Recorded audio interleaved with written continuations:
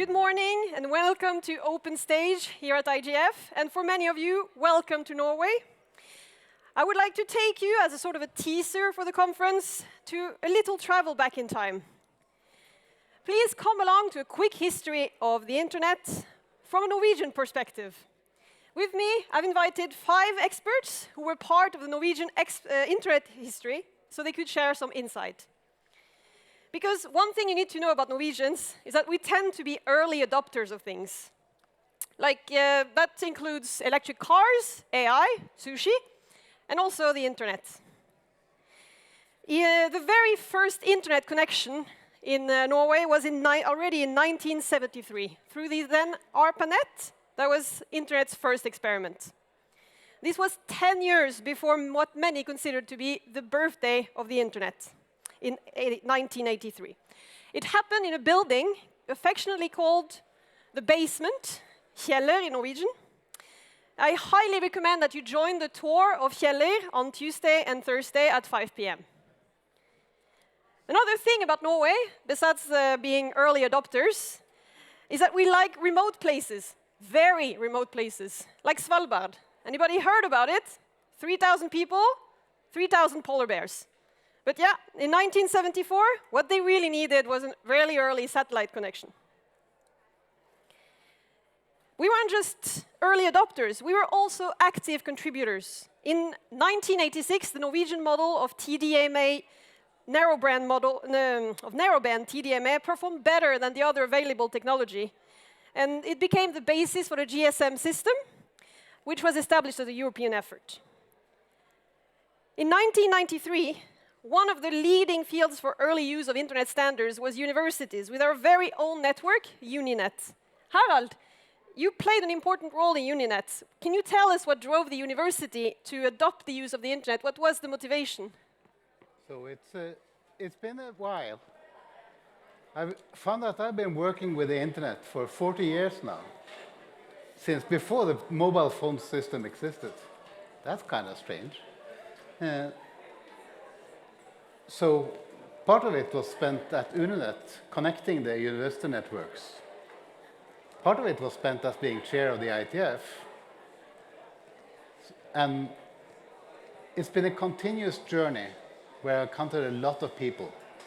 And what they have in common is the desire to connect, desire to enable people to communicate with each other, so that the internet should be for everyone.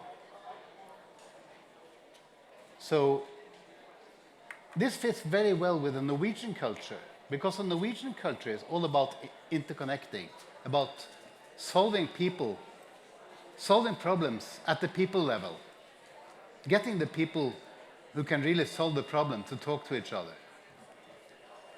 And thus the internet became so important for the community. But engaging takes time.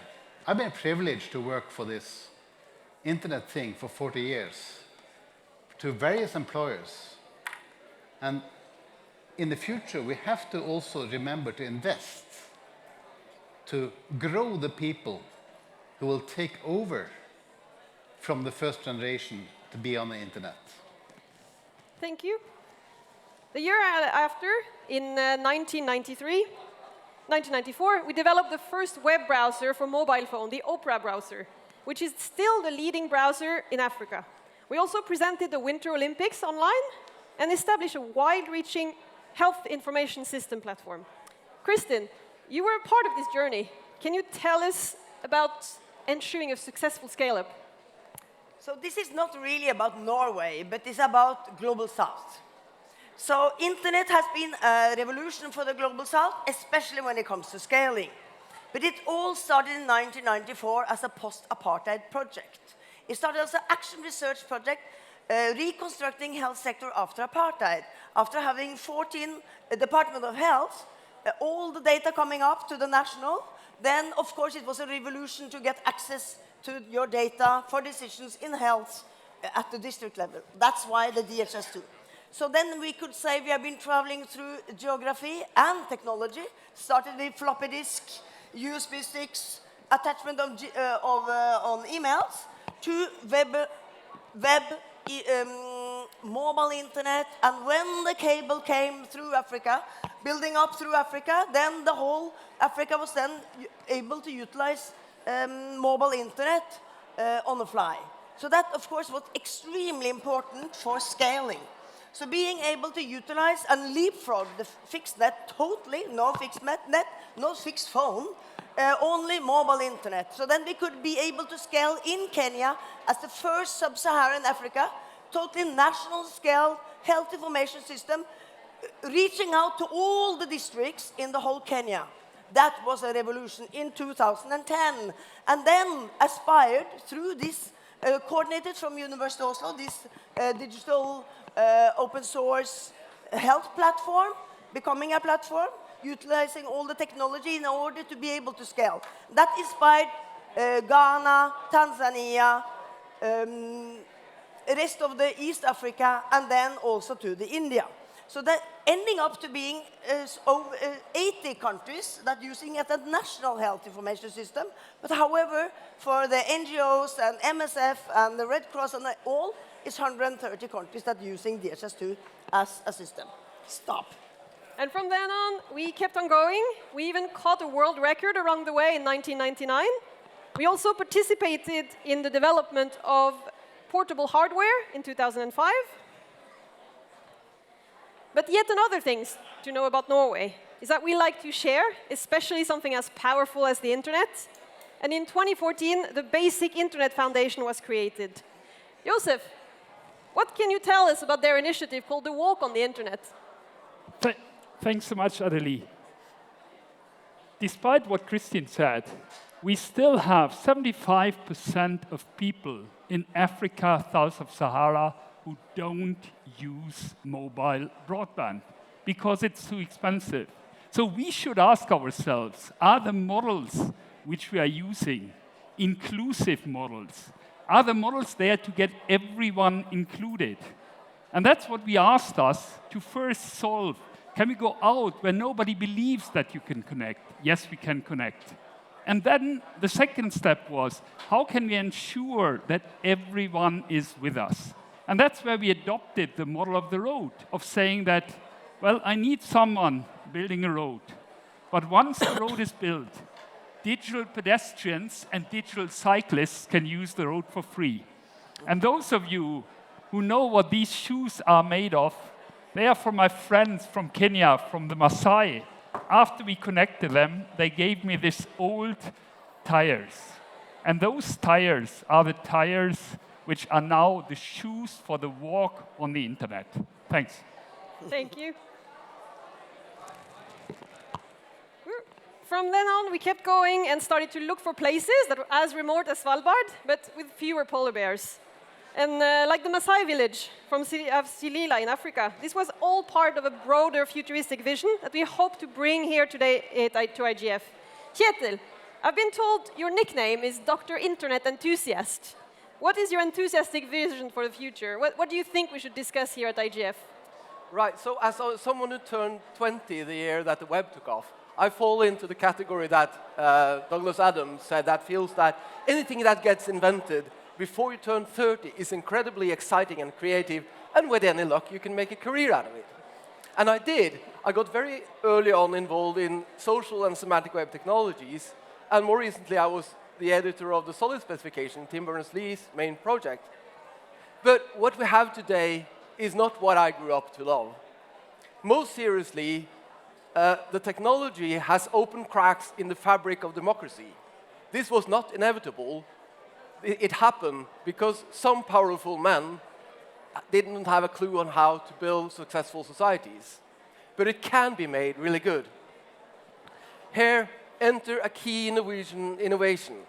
In 2004, the Norwegian constitution was changed to include that the authorities of the state shall create conditions that facilitate open and enlightened public discourse. Unfortunately, there was a sin of omission that the state did not immediately realize that this means that we need to build new institutions that develop technology with a democratic mandate rather than just a commercial one, and it has to happen in open, global, digital commons-based ecosystems.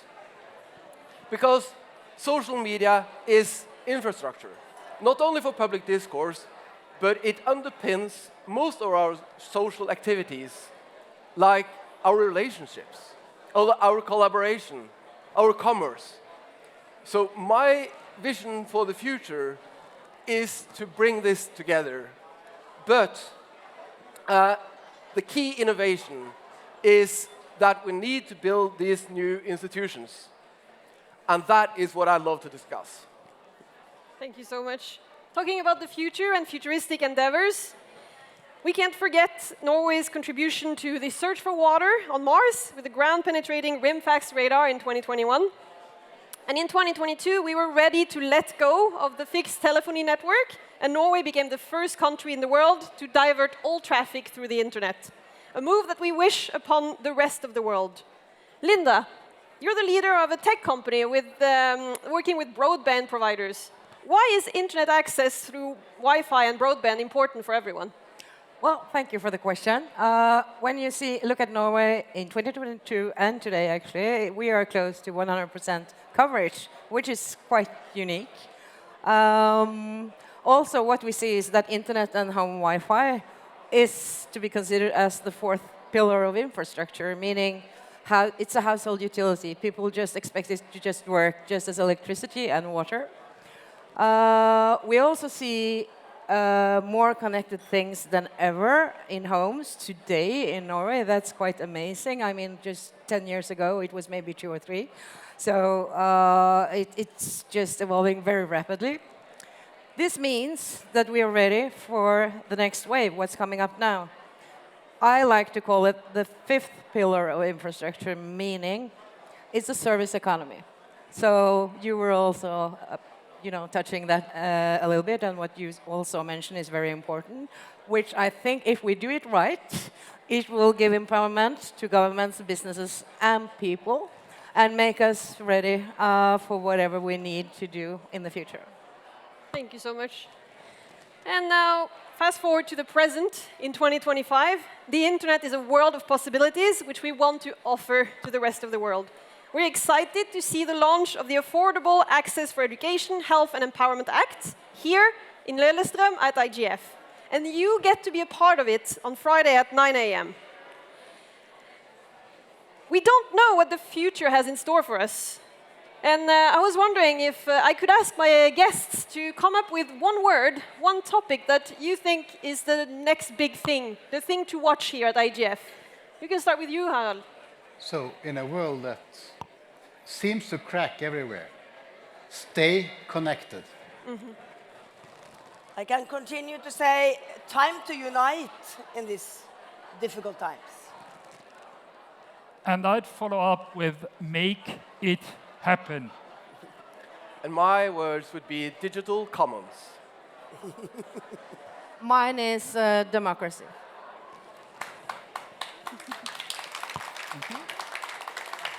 When it comes to the history of the internet, in the great scheme of things, it's only just begun. And I would like to invite you to keep on making history and join me in the opening of the IGF 2025. If you would please follow me to the plenary session so we can start the opening. Thank you so much for your attention.